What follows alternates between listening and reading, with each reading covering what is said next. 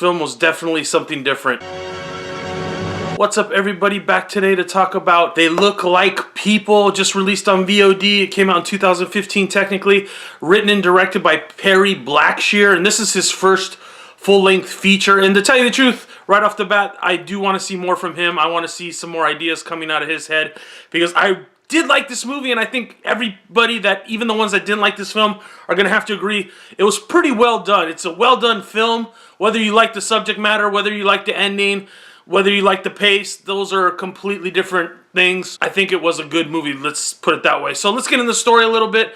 Wyatt, this guy, he's kind of down on his luck, and we're not exactly sure what's going on at first, but he winds up meeting with an old friend of his, and his old friend tells him, hey, you can stay with me for a couple days. And as things progress, we find out Wyatt is kind of thinking that there's this war against humans out there, and that he's like a secret operative, sort of. And to say secret operative sounds kind of stupid. It's not really that. He just thinks people are turning basically into monsters, and that he has some involvement in trying to stop them. The film goes from there, but it doesn't really focus just on him being paranoid and crazy, and, you know, is it true, is it not true? It kind of plays both sides of it a little bit. Even though it's pretty clear during the course of the movie what's going on, it just keeps you kind of guessing still to the very end, I would say. And the one thing it really does well is it jumps around a lot. It has kind of this feel of like an indie movie, and it is independent, it's low budget, but it's well done for the low budgetness, I gotta say. They really set up this gloomy tone to the film. It's like New York City, but it's never like a bright sunny day or anything. And they mix in humor. It has comic relief because the two partners, you know, they're supposed to have been friends from when they were kids. And then it has these scenes where they're just completely creepy. I mean, the beginning scene is kind of creepy.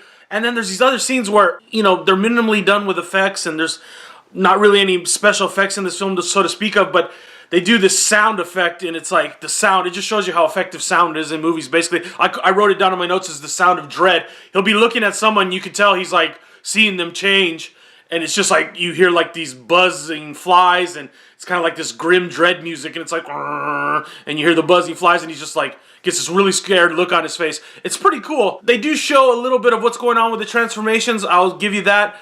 But like I said, minimal effects. Mostly it's just all script, you know, simple house locations. There's no big scope to this film or anything like that. The scope is the concept, basically. I mean, it's all in your head. Is he crazy? Is he schizophrenic? What the hell's going on? Is there some sort of war?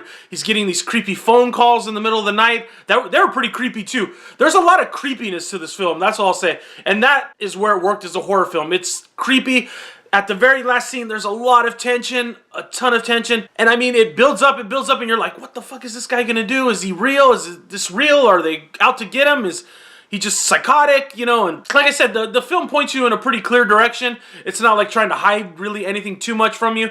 But you're always wondering in your mind, is like, is he really crazy? Or is it just, you know, is something really going on here? And I loved his friend, because his friend is pretty freaking tall above him, and that was like the part that was kind of like the comic relief, because his friend's going through some changes in his own life, and it was kind of like the two of them. And I thought it was gonna have like a strange twist at the end. They do throw some red herrings out there, and I was kind of like, oh, is it gonna go there? And I kind of thought it would be a good idea. But so the things I liked about it, I did like the comic relief, I did like the tone they set, I did like the creepiness, the sound of dread, all that stuff. The bad stuff, and let's get to it a little bit, it's just the pace of the movie. It's really short, which I appreciate. It's like 80 minutes long. And I love short horror movies, especially this one, because they didn't need to drag it out so much, because like I said, there's no real effects, there's no real blood and guts, stuff like that. It's just all in the head. So the slow part didn't really bug me as much as it probably will bug some people. But if you thought The Witch was slow, this is like on equal setting as The Witch. It is a slow burn film, but it's interesting the interactions he has with his friend. There's this cute girl that the friend likes, and she's really cute, by the way. And they just really, you know, it's about all their interactions and how his paranoid feelings are kind of affecting all them. And there's a couple of scenes where you're like, oh, what's gonna happen? What's gonna happen? And that's what I said. It really built up the tension. The other bad thing was the ending. I can't say the ending sucked, but it wasn't what I was expecting, and it's just more of like a personal thing. I still think the ending was well done because they had to do something, but the way they did it was, it built up all this tension, and then I just didn't feel like it got a real payoff at the end. So it might not be for everybody. The ending wasn't for me, but I can't deny it was a well done, low budget, you know. And it's hard to call it a horror film. It's more of like a creepy type thriller. That's how I would more describe it, with a little humor and drama thrown in, definitely. More to the drama thriller side than the horror side. So I'm gonna give it a 3.5 out of 5 because, like I said, the ending it was at 4. It was at a 4, but the personal preference of the ending just knocked it down a half a point for me.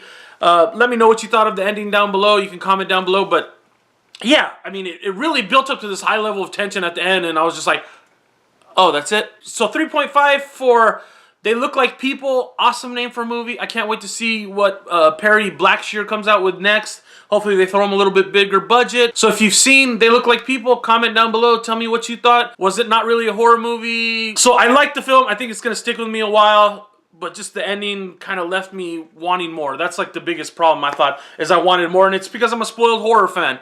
But yeah, so comment down below. Let me know what you thought. And I'll see you guys soon.